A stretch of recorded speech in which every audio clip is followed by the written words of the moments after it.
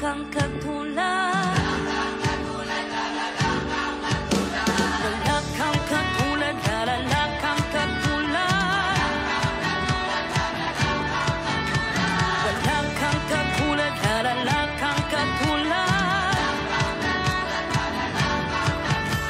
Wala kang katulad, wala kang katulad.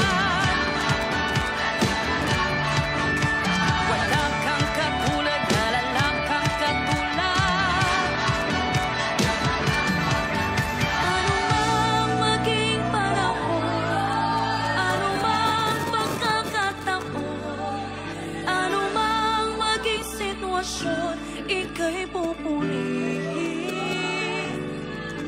Ano mang maging Ayan, so magandang gabi sa bawat isa. Ayan, so maya-maya lamang po ay tayo po ay magsisimula na.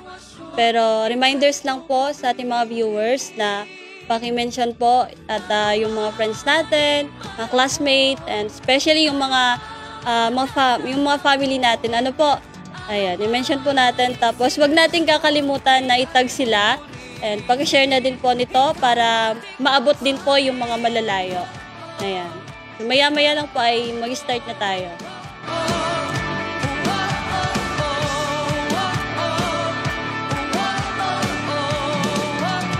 ikaw at ikaw pa rin.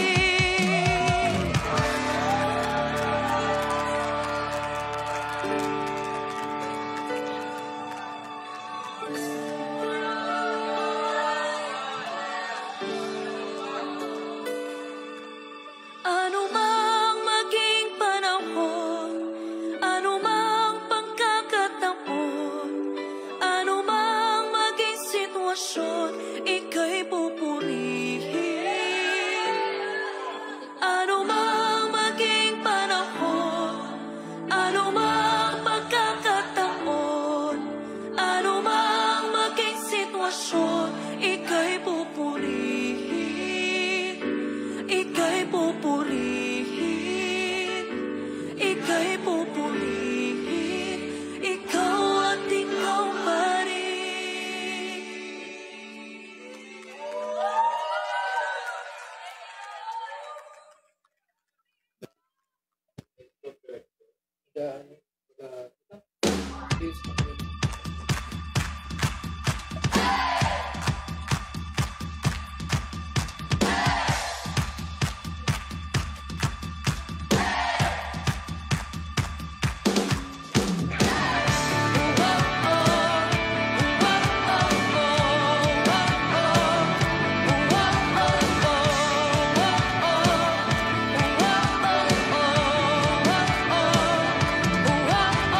Araw-araw kasiyahan, araw-araw kagalakan, araw-araw o Diyos, araw-araw o Diyos. Araw-araw sasamahan, araw-araw di iiwan, araw-araw o Diyos, araw-araw o Diyos. Ano mang maging panahon, ano mang pagkakataon, ano mang maging sitwasyon, ika'y pupurihin. Ikaw at ikaw pa rin.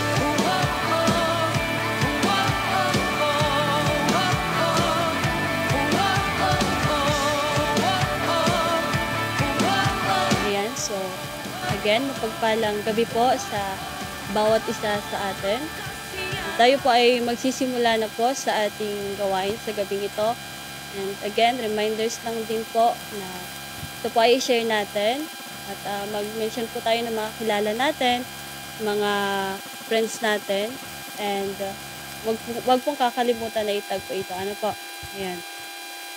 Ayan. Sige po, para po sa panimula ng ating gawain, tayo po muna ay magsimula sa panalangin.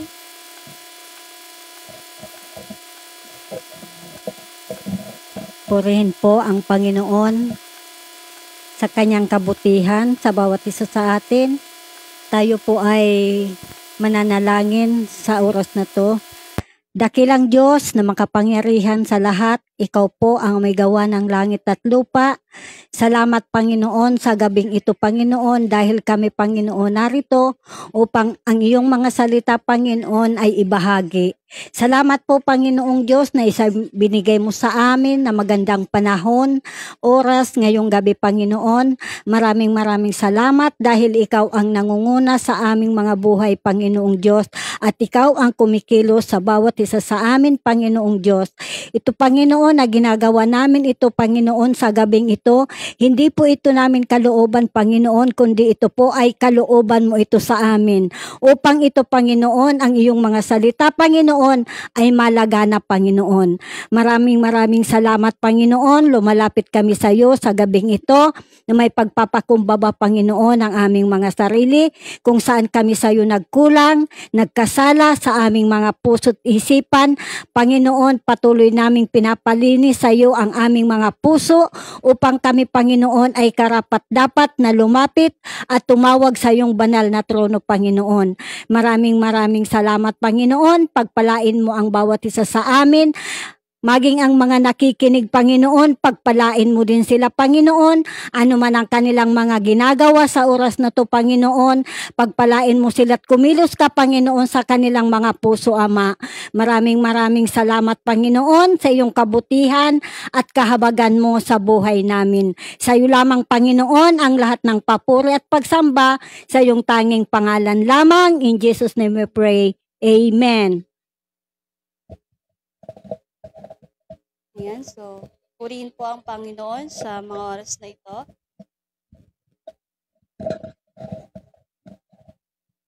Praise the Lord. So tayo po ngayon ay mag-start na sa ating gawain. Tayo po ay nasa day 30 na po tayo.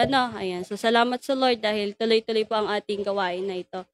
At doon pa din po tayo sa ating pag-aaralan sa tema natin na kung saan ito ay makikita sa Joshua chapter 6. Ayan. Yung possessing the cities with God's presence. Ayan. So, bago natin simulan po, ako po ay may pasasalamat sa Panginoon. Salamat sa Lord sa mga biyaya na patuloy niya pong pinagkakaloob sa akin at maging sa pamilya ko. Salamat din sa Panginoon sa oportunidad na ito na makabahagi ng salita ng Lord sa bawat isa sa atin, sa inyo. At salamat din sa Panginoon kasi akala ko talaga hindi talaga ako makakapag-share ngayon. Pero praise the Lord kasi gumawa ang Lord ng paraan para ako po ay makapagbahagi ng salita ng Panginoon. At ayan, so purihin ng Lord at kami po yung makakasama nyo sa gabing ito. Ako nga po pala si Sister Rica Bell at ang kasama ko naman po ay si Nanay Porisa. Ayan, siya po ay aking nanay. So purihin po ang Panginoon. Ayan. So magandang gabi din po sa bawat isa sa inyong nakikinig. Purihin po ang Panginoon sa kanyang kabutihan, sa kanyang kahabagan, sa bawat isa sa ating narito at makikinig ng kanyang salita. Ako po ay mayroon lamang po akong konting testimony para sa inyo na patuloy pong ginagawa ng Panginoon sa buhay namin. Mula pong nung siya'y aming paglingkuran, patuloy pong ginagawa niya sa buhay namin ang mga kamanghang bagay na ipinaparanas niya sa amin sa aming buhay sa mga panahong ito. At ako po ay lubos na nagpapasalamat sa Panginoong Diyos dahil nga po sa October 16 po, ako po ay ng aking birthday. Ako po ay 63 years old na po. Maraming salamat po dahil binigyan na naman po ako ng panibagong buhay ng Panginoon. Nagdagdag na edad. So salamat sa Panginoon dahil sa edad ko pong ito, Ngayon ko po ang tuluyang naranasan ang kabutihan sa buhay namin ng Panginoon. Dito ko po naranasan ang totoong paglilingkod sa Panginoong Diyos, sa ating Diyos na buhay, na magpakailanman, hindi siya nagbago. Mula noon hanggang ngayon, siya po ay nananatiling buhay. Maraming salamat sa Panginoon sa pag-iingat niya sa aming buhay, sa aking mga anak, dahil ang aking mga anak din ay nakakilala sa Panginoong Diyos. Kung titingnan po, kami po ay lahat na pong mag-anak ay nakakakilala sa Panginoon at naglilingkod sa Kanya. So maraming salamat po sa inyong lahat na nakikinig ng aking patutuo sa gabing ito na patuloy na ginagawa ng Panginoon sa buhay namin. Maraming salamat po sa Kanya lamang lahat ng papuri at pagsamba. Sa tanging pangalan niya lamang, in Jesus' name.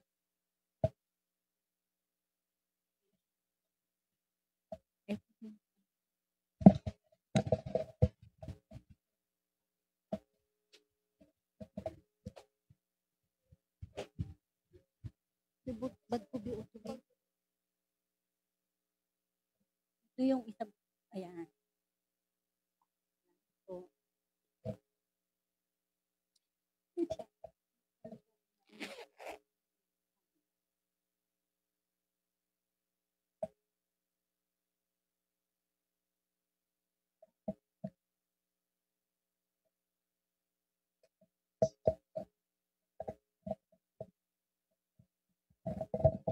Ayan. So, recap lang po tayo sa mga napag-aralan natin nung nakaraang linggo. Yun nga po na ibinahagi sa amin ng aming pastor yung kabutihan ng Diyos doon sa buhay ng mga taga-Israelites, na yung kalakasan doon ng mga taga-Israelites is hindi yun galing sa kanila talaga, kundi yun ay nagmula sa Panginoon. And yung nag-delivered sa kanila doon is yung presence ng Lord, at hindi yun sa mga sarili nating kakayahan. Ano po? Ayan. So tayo po ay magsisimula na. Ang aking ibabahagi po sa inyo sa gabing ito. Ito po ay nasa Josue 6:1.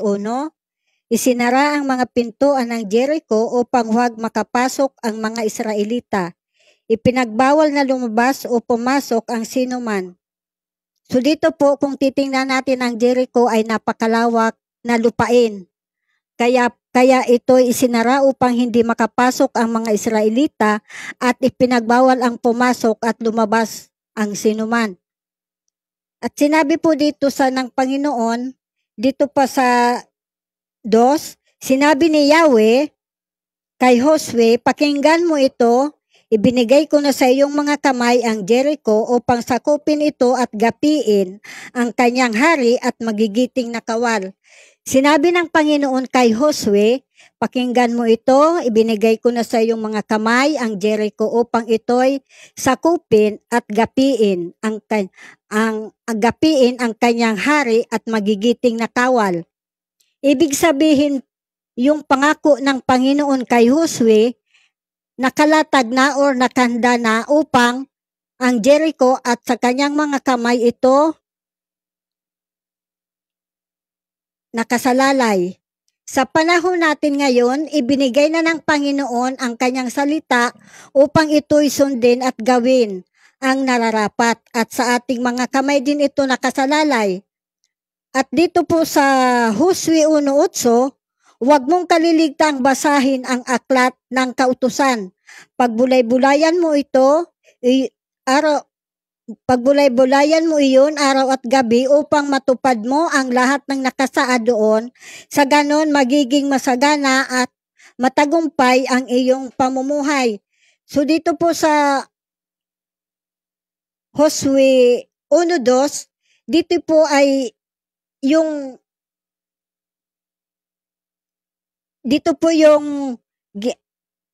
pangako ng Panginoon kay Josue ay nakalatag na. So kaya po, or nakahanda na nakahanda na upang ang Jericho ay sa kanyang mga kamay ito nakasalalay. Sa panahon natin ngayon, ibinigay na ng Panginoon ang kanyang salita upang ito'y ating sundin at gawin ang nararapat sa ating mga kamay din ito nakasalalay. So katulad na nga lang po ng mga ating mga ginagawa sa araw-araw, yung mga gawain para sa Panginoon na ginagawa natin, ito po ay para sa Panginoong Diyos, katulad na lang po ng mga pagbabible study, mga prayer meeting, equipping, ito po ay ipinapagawa sa atin ng Panginoong Diyos. At huwag po natin kaliligtaan ang basahin po ang kanyang salita. Lagi po natin itong babasahin upang tayo po ay hindi mahiwalay sa Panginoong Diyos na buhay na ating tagapagligtas. At nagpapasalamat po ako at ang mga pangako ng Panginoon ay atin po itong makakamtan kung tayo po ay lalapit sa Panginoong Diyos at tayo po ay magpapasakop sa Kanya at tayo ay babaguhin ng Panginoon ang ating buhay. Salamat po sa Panginoon dahil sa ginawa nga niya po sa buhay namin, sa pagbabago niya ng buhay namin, ng aming pamumuhay. Ito po ay patuloy na ginagawa ng Panginoon sa buhay namin.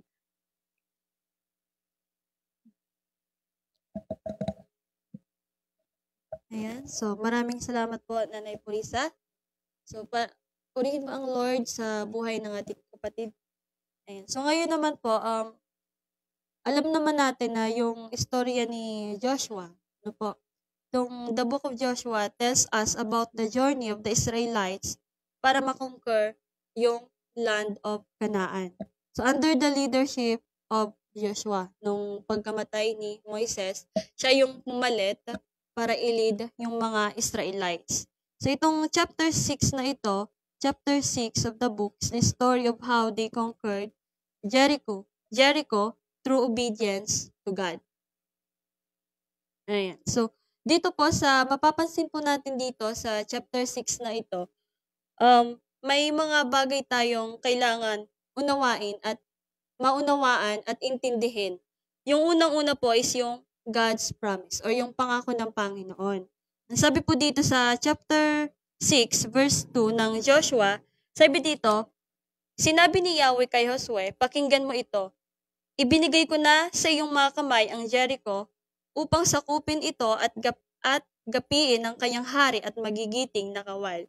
Ayan. So dito po, mapapansin natin dito na God is very, parang napaka-advanced niya and yung pangako ng Lord before, bago yung instruction, talagang ipinangako na ng Diyos kay Joshua na yung Jericho is mapapasa kanila at magagapi talaga ito.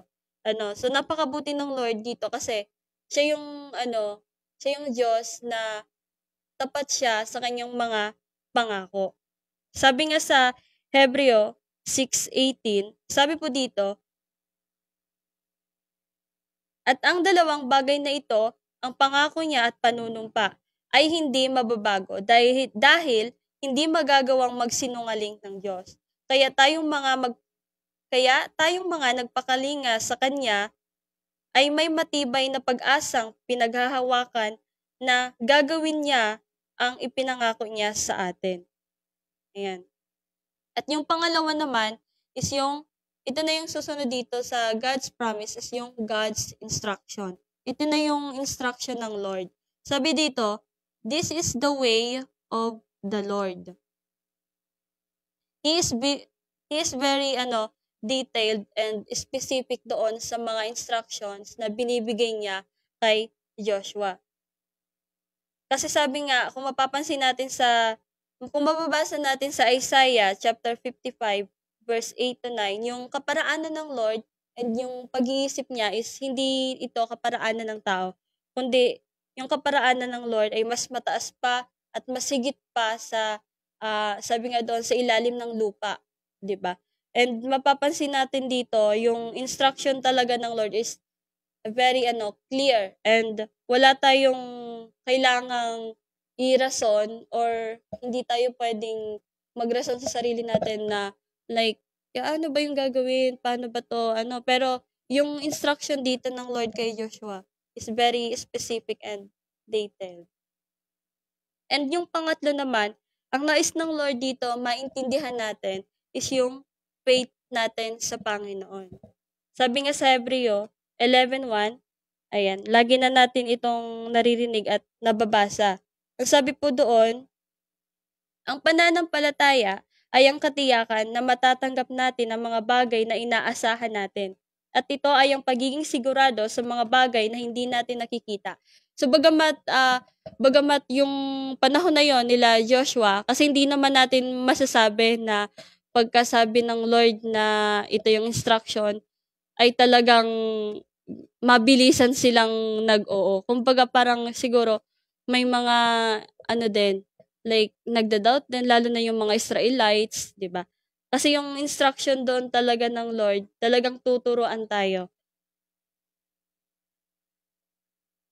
At yung pang-apat naman na tinuturo sa atin ng Lord dito is yung unity or yung pagkakaisa. Mapapansin natin dito sa chapter 6, ng sinabi po dito na mapapansin natin sa verse 7, at sinabi naman niya sa mga taong bayan, lumakad na kayo, lumigid kayo sa lungsod at paunahin ninyo sa kabanang tipan ni Yahweh ang mga sandatahang lalaki. So sabi niya dito is mga taong bayan. Ibig sabihin lahat, pati yung mga bata, matatanda or ano pa man, mga kasama nila, lahat sila is kasama doon. Hindi naman kasi dito binanggit na yung mga pari lang, yung si Joshua lang, yung mga kasamahan niya lang, 'di ba? Mapapansin natin dito lahat sila. And yung tinuturo din dito ng Lord sa atin, maging habaan natin yung patient natin bilang mga Kristiyano. Kasi sabi nga doon, huwag kayong sisigaw o magsasalita man hanggang hindi ko kayo binibigyan ng hudyat. 'Di ba, syempre bilang tao sa atin, parang kapag inutos 'yun sa atin, hindi daw magrereklamo, hindi daw sisigaw. Kumbaga sa ating mga Kristiyano, napakahirap nitong gawin. And hindi siya basta-basta madali na sabihin na, kasi like for example, yung mga disciples ni Jesus Christ, nung sinugo sila ng Lord na ibahagi yung salita ng Panginoon, yung kaharian ng Diyos, mapapansin natin doon na, and behind that situation, hindi sila agad-agad nagsabi ng yes Lord. Parang syempre may meron pa ding pag-doubt, and kasi tayo nga kapag sinabihan tayo na ikaw yung mag-preach, ikaw yung mag-speak sa unahan, meron pa din tayong takot, meron pa din tayong pag-aalinlangan. And katulad din dito sa mga taga-Israelites. And kung mapapansin natin, kung mababasa natin to, parang sa tingin natin is napakadali lang. Pero nung time na yon, doon sa sitwasyon nila, mahirap po iyon. Hindi po yun talagang madali para sa kanila. At yung tinuturo sa atin ng Panginoon dito, kasi tinawag tayo ng Diyos bilang isang katawan, at si Lord yung nangunguna sa atin, tayo yung katawan, pinagkaisa tayo ng Panginoon sa pananampalataya. Kasi kung imagine kung hindi nagkakaisa yung mga Israelites before, yung mga kasama ni Joshua, kung may mga kanya-kanya silang buhay nung time na yon, siguro hindi magiging successful yung ginagawa nila that time. Pero dahil nga mayroon silang iisang Diyos at alam nila sa sarili nila na yung Diyos na nag-uutos doon kay Joshua, yung Diyos na yon, yun yung magbibigay sa kanila ng tagumpay. Kaya mapapansin natin doon sa verse 2, di ba po, na nanguna na ang Lord sa kanila. Ito yung gagawin ko sa inyo. Ang kailangan nyo lang is sumunod doon sa pinapagawa ng Panginoon. Since nagawa nila yon ng mga taga-Israelites, and sa pamamagitan din ni Joshua nung time na yon na siya ang nag-lead, na kamta nila yung sinabi ng Panginoon na sila ay magtatagumpay. Ano po? Yeah. At bilang pagtatapos din, kung mapapansin talaga natin sa Old Testament, sa New Testament, yung pangako ng Diyos is tapat talaga. Kung ano yung pinangako niya, like dito sa Old Testament, kung mapapansin natin doon, 'di ba? Napakabuti ng Lord sa kanila kasi every time na gagawin nila yung instruction ng Diyos, talagang andun yung pagsama ng Panginoon sa kanila at hindi sila kailanman binibigo. Kung ano yung sinabi ng Diyos sa kanila, yun yung mangyayari. Ano po? At yung tinuturo dito sa atin ng Panginoon, panghawakan natin yung mga pangako niya sa atin. Huwag tayong magugulumihanan and huwag tayong matakot. Though ganito tayo, nasa laman pa lang tayo, pero alam natin na sasamahan tayo ng Panginoon. At yung pangalawa nga na yung instruction ng Panginoon, patuloy din natin itong panghawakan. Since meron ang Lord pangako sa atin, syempre meron din pong instruction ng Lord sa bawat isa.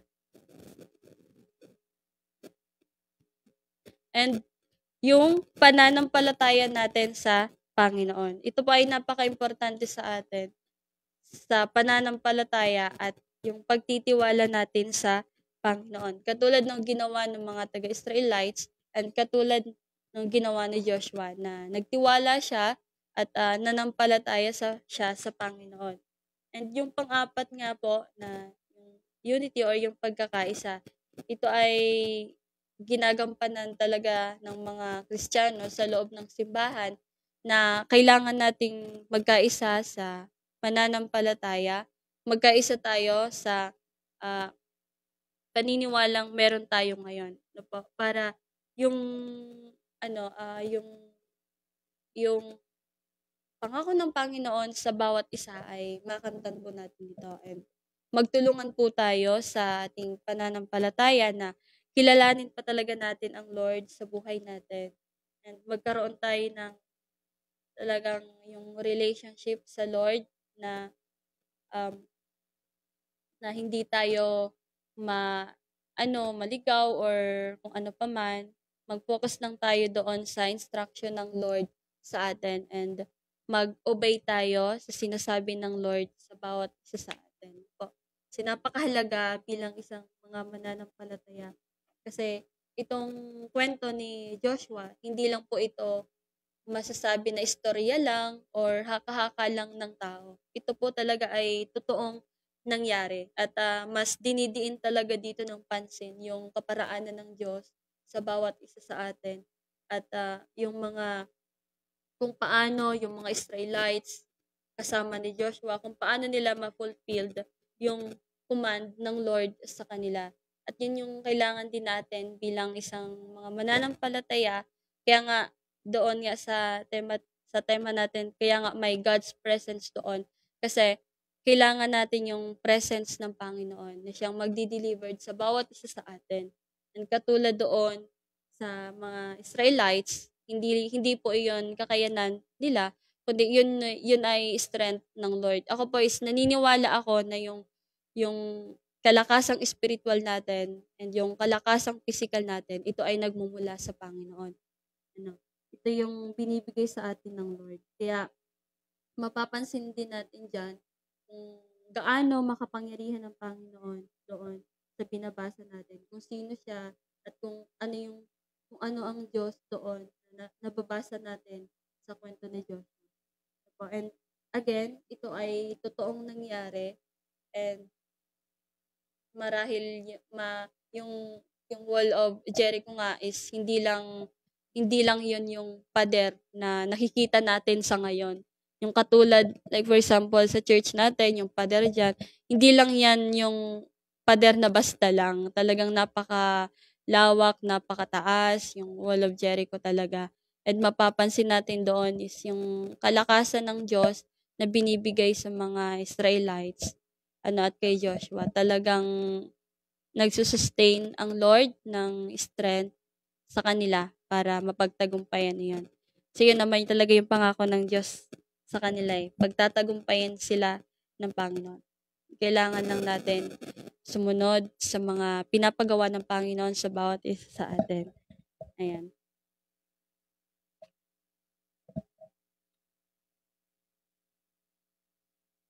At kung mapapansin din po natin dito sa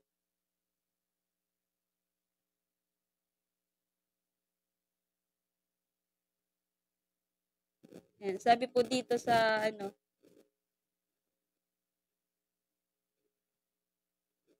ayan, kung mapapansin din po natin dito sa chapter 6, yung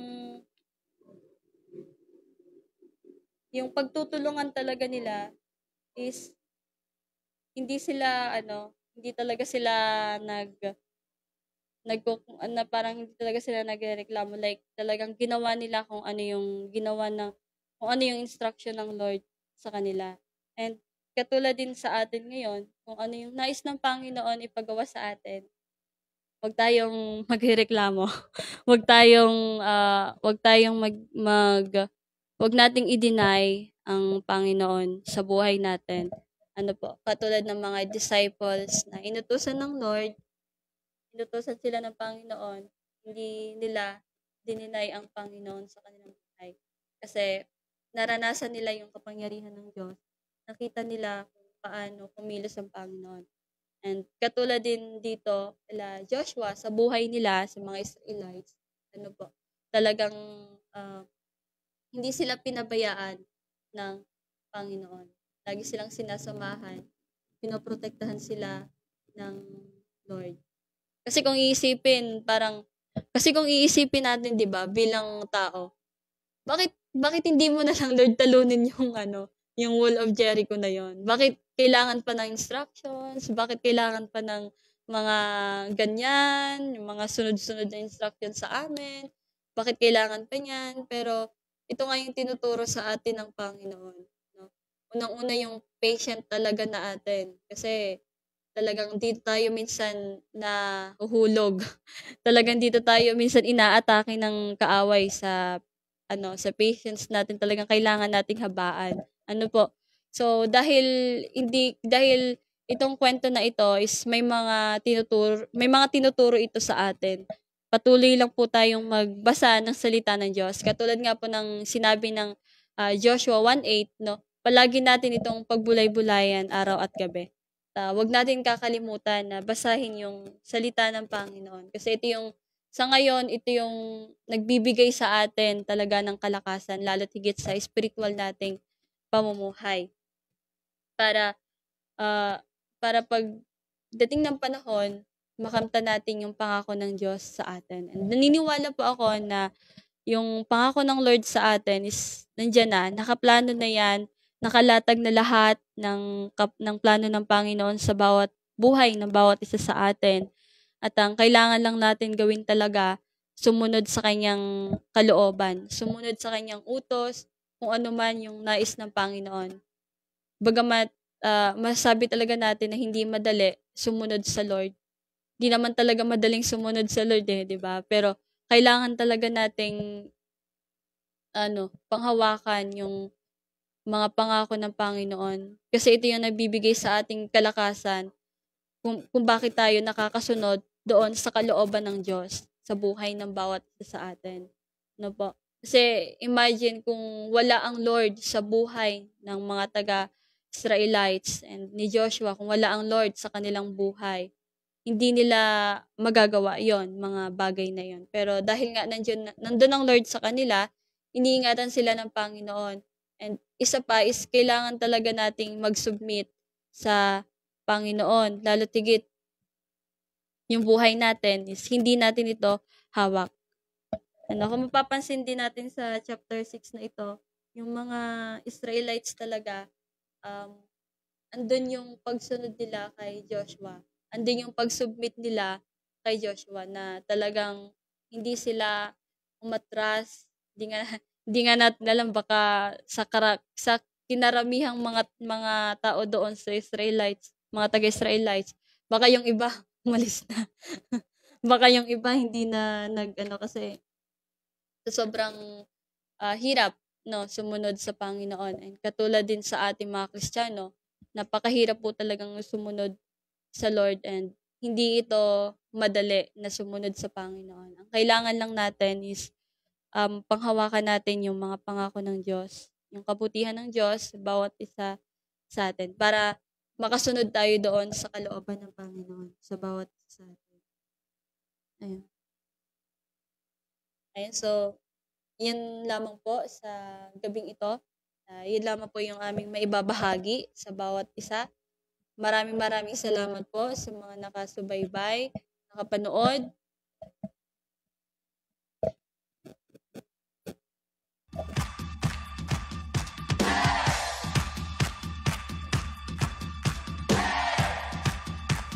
Ayun.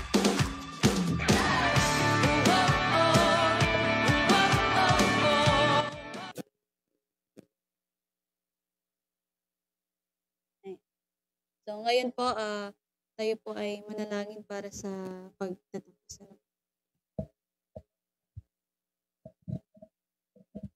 Sa muli po, Panginoong Diyos, kami muli lumalapit sa iyo at nananalangin po kami sa gabing ito, Panginoon. Maraming salamat, Panginoon, sa iyong mga salita na ibinahagi mo sa gabing ito sa amin, sa papapanggitan ng bawat isa sa amin, Panginoong Diyos.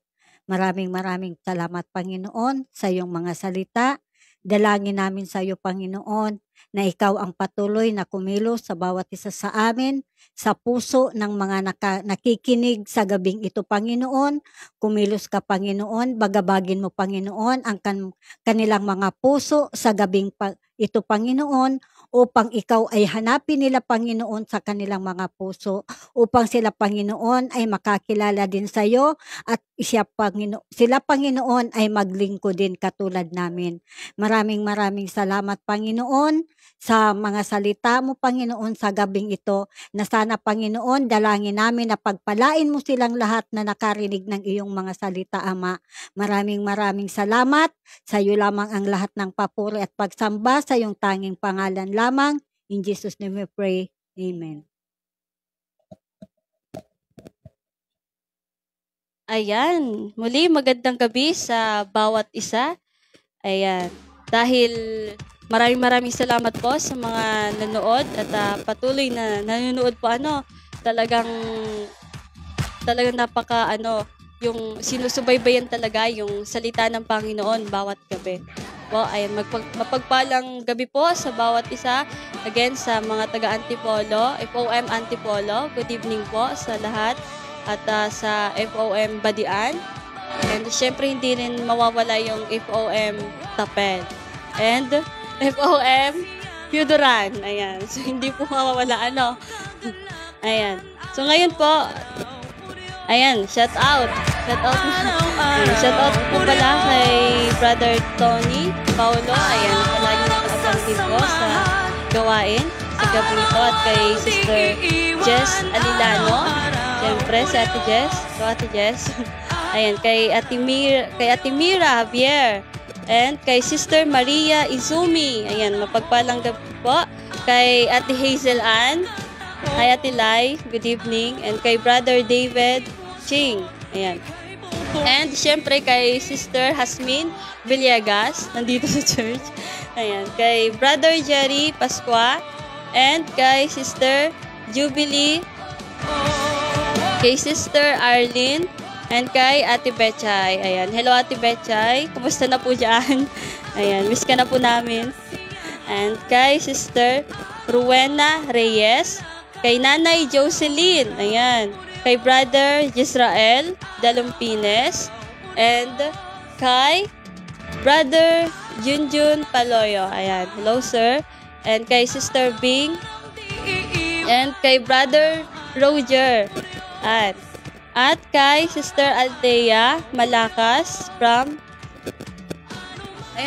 Burias. Ayan, mapaniki kay Sister Althea. Hello po. And kay Sister Ella Alilano. Hello, Ate Ella. Kay Brother Andre Dalumpines. And kay Sister Miyuki. Kay Sister Jubel Muliasgo. Kay Brother Mark Anthony Mancera. Kay JC Andrade. Ayan. And kay Brother Chris Paraiso. And shout out din po kay Kuya Jake Verano. And kay Sister Leia Joyce Salise. And hindi rin mawawala si Sister Jess Lahoy. And si Sister Lan de Leon. Ayan, sino pa ba? And syempre shoutout din sa ating mga pastors dyan sa mga nunood. Hello po, Pastor Aldwin, Pastora Merna. Ayan, magandang gabi po. And yung, syempre hindi rin mawawala yung FOM Dolong Crusher kay under by Pastor J. Lomen. Ayan, yung FOM Tapel. Hello po, Pastor Vicente Salisi, Pastor Berting Salisi, and FOM Badian kay Pastor Alan Flores. Ayan, magandang gabi po. And FOM Kanumay, Pastor Albarico Flores. Ayan, pagpalang gabi po, Pastor. And FOM Pudran, Pastor Carl Sandigan. Ayan, and kay Sister Karen. Nagsuggest mo siya eh. Ayan, yung mga kapatid din natin sa Japan, mapagpalang gabi po sa inyong lahat. And, syempre, hindi rin mawawala yung mga taga Burias, yung kapatid natin dyan sa Talisay. Ayan, napagpalang gabi po sa bawat isa.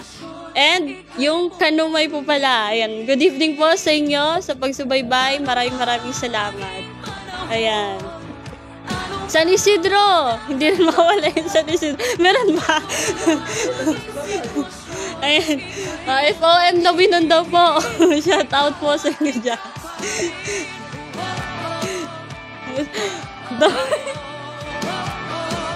Ayan. So, okay na po. Again, mapagpalang gabi po sa bawat isa. Ayan. Maraming salamat po. To God be all the glory.